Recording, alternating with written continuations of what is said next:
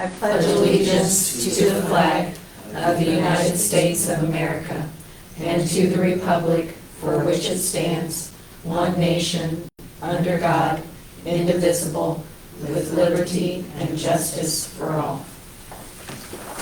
All right. So first order of business is we're public hearing on the project and second preliminary determination hearing. So pursuant to Indiana Code 20-26-7-37, before a school district can spend more than $1 million to build or renovate a school building or school property that has to be financed through a lease or a bond, we must hold a public hearing to explain the potential value of the project to the school corporation and community. Similarly, pursuant to Indiana Code 6-1.1-20-3.1, a district must hold 2 public hearings and adopt a resolution to preliminarily determine to issue bonds or enter a lease for a project which has a total project cost in excess of non-controlled project. These public hearings and the adoption of the resolutions are the very beginning of the legal process. These resolutions establish the maximum financial terms and the proposed project. And I guess going on just to talk about the educational need for the project, the cost and the timing, I kind of covered this previously, but very briefly. AV growth, again, was much higher than any district had expected again this year, which means that when AV grows, tax rate decreases, which means we would lose potentially some of our revenue from property tax if we didn't try to maintain that tax rate, and tax rate management of the debt service is one of our big financial strategies for our operations. So therefore we needed to bond some money to manage that debt service tax rate. We had some larger projects already upcoming in our operations that we've been planning for. One is a huge roof project for the old middle school part of the building, which is going to be $700,000 to $900,000. That was an easy thing to just put on a GO bond. Same is probably the concrete pad for the new ADA ramp for the football stadium. Depending upon how bids come in, we might even be able to finance the actual ramp and the platform for that and get that done sooner than we were anticipating. If we don't do that, again, we are going to lose potentially some of our capacity for money. And right now, with what we think might be happening with property taxes at this next long session of the legislature, I am concerned to let that potential revenue go for something that can help maintain and renovate our facilities.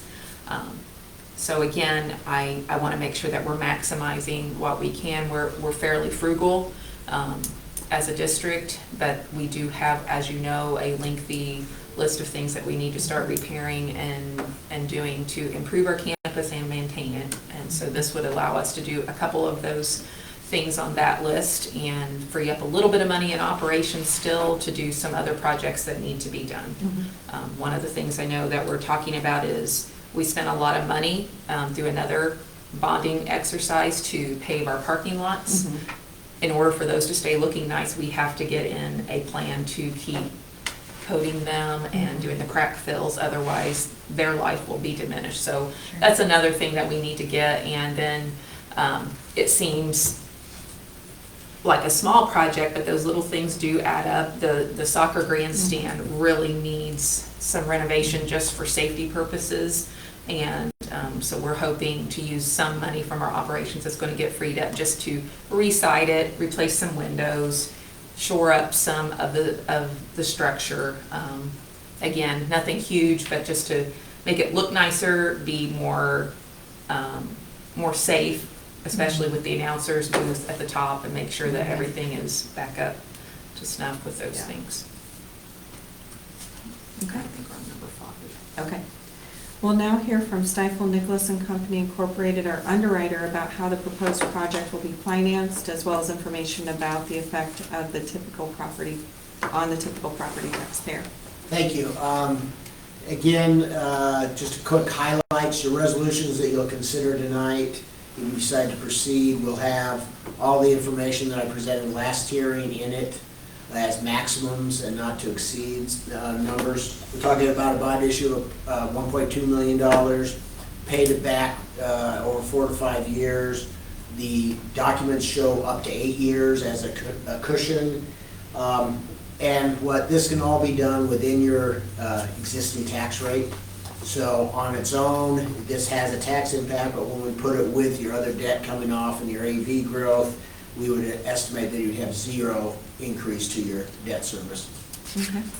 And I really want to emphasize that to anyone who may be listening at home. This is about managing our tax rate and keeping it neutral, no up, no down. So we are not raising anyone's taxes. We are simply doing some things that are necessary for us to maintain our tax rate. Again, if we would not do this, then the money that we would potentially lose from revenue to this would go to another local taxing entity. So there's not a savings opportunity here per se, but certainly just, again, our strategy is to manage our tax rate and keep it neutral.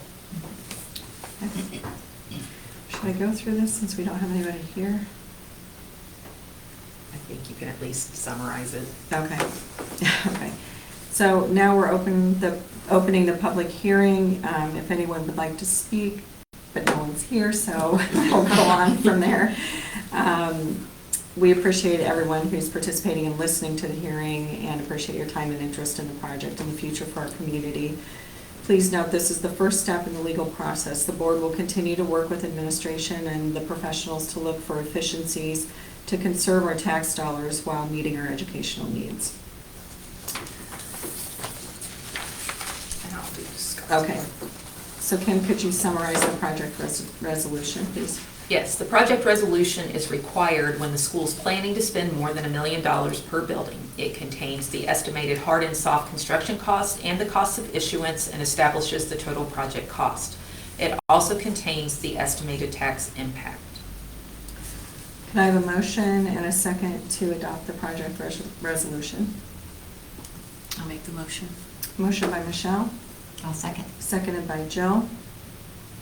Any questions or comments? If not, all those in favor announce by saying aye. Aye. Opposed, same sign.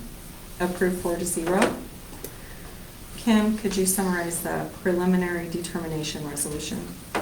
Sure. The preliminary determination resolution is required when a school is planning to finance more than a certain amount for a given facility. It contains the total project cost, maximum annual payment, and lease term, and the financial terms such as the estimated principal amount and tax impact. And Mr. Elizondo has kind of told you it will be tax neutral, 1.2 total project issuance, and up to 8 years would be our term, but probably will be paid off in 4 to 5. Okay. Could I have a motion and a second to adopt the preliminary determination resolution? I'll make a motion. Motion by Carla, I'll second. seconded by Michelle. Motion by Carla, second by Michelle to adopt the preliminary determination resolution. All those in favor announce by saying aye.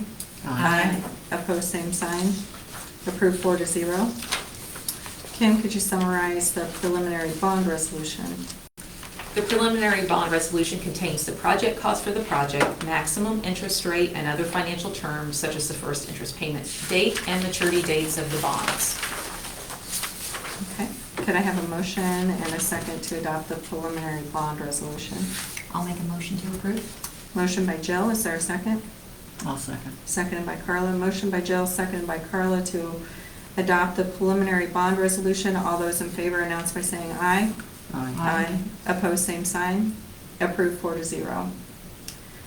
And Kim, could you summarize the reimbursement resolution, please? There's a lot of steps to these things. It's confusing. So the next and final resolution for tonight is the reimbursement resolution relating to the financing of the construction project. This resolution allows the school corporation to reimburse itself from bond proceeds for any cash that it might have to spend on the project prior to closing. Maybe we have to pay our architect something or some cost of issuance. It's required by federal law in order to preserve the school corporation's ability to reimburse itself. Okay. Could I have a motion and a second to adopt the reimbursement resolution? I'll make that motion. Motion by Michelle, is there a second? I'll second. Seconded by Jill. Motion by Michelle, seconded by Jill to approve the reimbursement resolution. All those in favor announce by saying aye. Aye. Aye. Opposed, same sign. Approved 4-0. Nothing else, we can adjourn the meeting. Cool. All right, I think that's a record. She told me. That was a lot more reading. If you don't have a